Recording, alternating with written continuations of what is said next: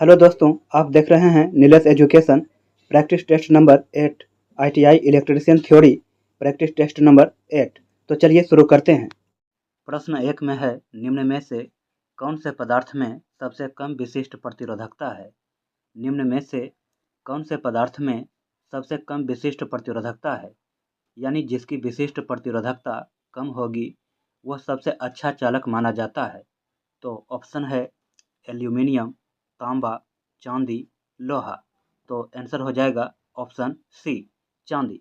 तो चांदी का विशिष्ट प्रतिरोधकता कम होती है, इसलिए चांदी को सबसे अच्छा चालक माना जाता है। विशिष्ट प्रतिरोधकता क्या है? विद्युत प्रतिरोधकता, जिसे आयतन प्रतिरोधकता या विशिष्ट विद्युत प्रतिरोध भी कहा जाता है, किसी पदार्थ का एक मौलिक विशिष्ट गुण है जो उसके विद्युत प्रतिरोध को मापता है, या यह कितनी दृढ़ता से विद्युत धारा का प्रतिरोध करता है। कम प्रतिरोधकता एक ऐसी सामग्री को इंगित करती है जो आसानी से विद्युत प्रवाह की अनुमति देती है। प्रतिरोधकता को ग्रीक अक्षर रॉ द्वारा दर्शाया जाता है। विद्युत प्रतिरोधकता की एसआई इकाई ओम मीटर है। जैसे यदि कोई पदार्थ विद्युत धारा को आसानी से छोड़ता है तो उसे विद्युत धारा कहा जाता है। प्रश्न 2 है, निम्नलिखित में से किसकी प्रतिरोध में तापक्रम की परिवर्तन से नहीं परिवर्तन होगा।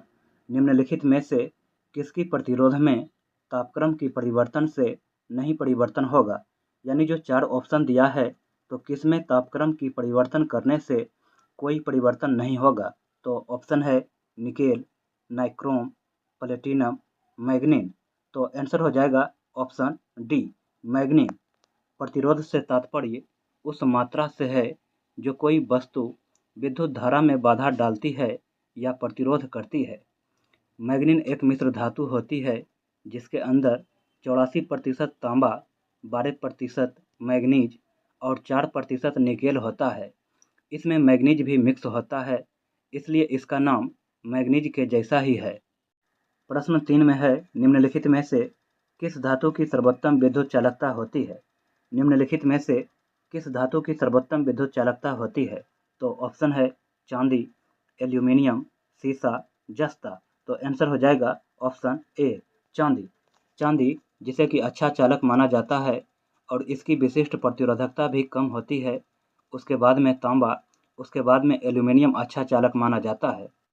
प्रश्न 4 में है, परावैद्युत सामर्थ्य किसका मौलिक गुणधर्म है। परावैद्युत सामर्थ्य किसका मौलिक गुणधर्म है, यानी वोल्टेज को सहन करने का सामर्थ्य किसका मौलिक गुणधर्म है। तो ऑप्शन है संचालकों का, अवरोधकों का, अर्धचालकों का, सुपर कंडक्टर्स का। तो आंसर हो जाएगा ऑप्शन बी, अवरोधकों का, जिसे कुचालक या अचालक भी कह सकते हैं। इसमें एक प्रश्न और पूछा जाता है कि परावैद्युत सामर्थ्य को किसमें मापा जाता है। परावैद्युत सामर्थ्य को किसमें मापा जाता है। तो आंसर हो जाएगा किलो वोल्ट प्रति मिलीमीटर में। प्रश्न 5 में है, लाइन इंसुलेटर किस पदार्थ के बने होते हैं। लाइन इंसुलेटर यानी विद्युत रोधी किस पदार्थ के बने होते हैं।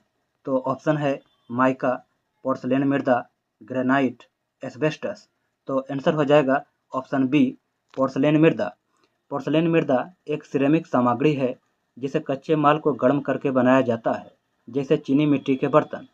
लाइन इंसुलेटर क्या है? विद्युत कंडक्टरों को सहारा देने और अलग करने के लिए इंसुलेटर का उपयोग किया जाता है ताकि वह करंट को अपने से गुजरने न दे। प्रश्न 6 है, वर्ग सी के अंदर जो पदार्थ होते हैं वे 180 डिग्री से अधिक तापमान सहन कर सकते हैं, वे हैं।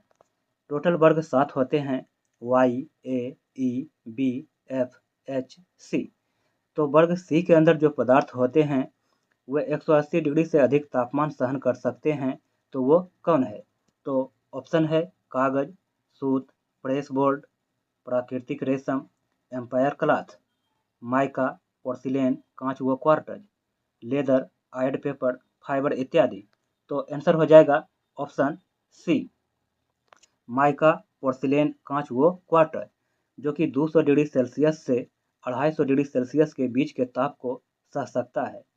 माइका एक बेहतरीन विद्युत इंसुलेटर यानी विद्युत रोधी है, जबकि एक अच्छा थर्मल कंडक्टर और उच्च तापमान प्रतिरोधी यानी वो 1000 डिग्री सेल्सियस ताप को सह सकता है।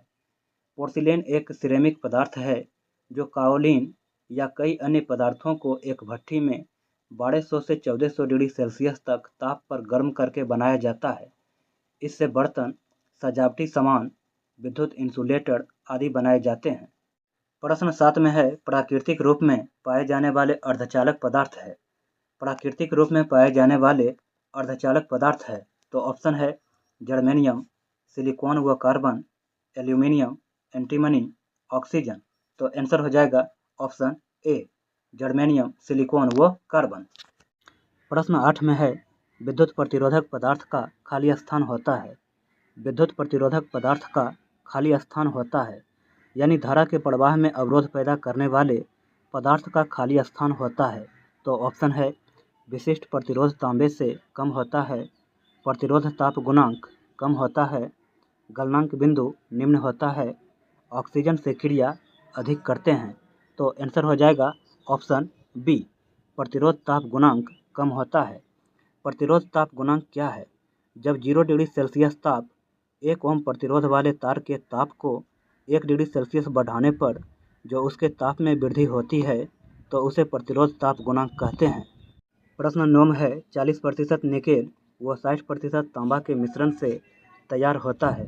तो ऑप्शन है यूरेका, नाइक्रोम, मैग्नीन, जर्मन सिल्वर। तो आंसर हो जाएगा ऑप्शन ए, यूरेका धातु। नाइक्रोम में निकेल होता है 80% और क्रोमियम होता है 20%। मैग्नीन में तांबा होता है 84%, मैंगनीज होता है 12% और निकेल होता है 4%। जर्मन सिल्वर में तांबा होता है 60%, निकेल होता है 15% और जस्ता होता है 25%। प्रश्न 10 में है फील्ड रेगुलेटर बनाने में उपयोग होता है। फील्ड रेगुलेटर बनाने में उपयोग होता है तो ऑप्शन है नाइक्रोम, टंगस्टन, यूरेका, प्लेटिनम। तो आंसर हो जाएगा option C, eureka. Field regulator क्या है? तो यह एक पुराने प्रकार का नियामक है जो 1920 के दशक में उपयोग किया गया था, जो एक निश्चित स्थिति फील्ड कॉइल के सिद्धांत का उपयोग करता है और एक दूसरे फील्ड कॉइल है जो कि वेरिएबल के समान निश्चित कॉइल के समांतर एक अक्ष पर घुमाया जा सकता है। प्रश्न 11 में है 84% तांबा, 12% मैंगनीज व 4% निकेल मिलाने से कौन सी मिश्र धातु तैयार होती है? 84% तांबा, 12% मैंगनीज व 4% निकेल मिलाने से कौन सी मिश्र धातु तैयार होती है? ऑप्शन है यूरेका, मैग्नीन, नाइक्रोम, क्रोमियम। तो आंसर हो जाएगा ऑप्शन बी, मैग्नीन।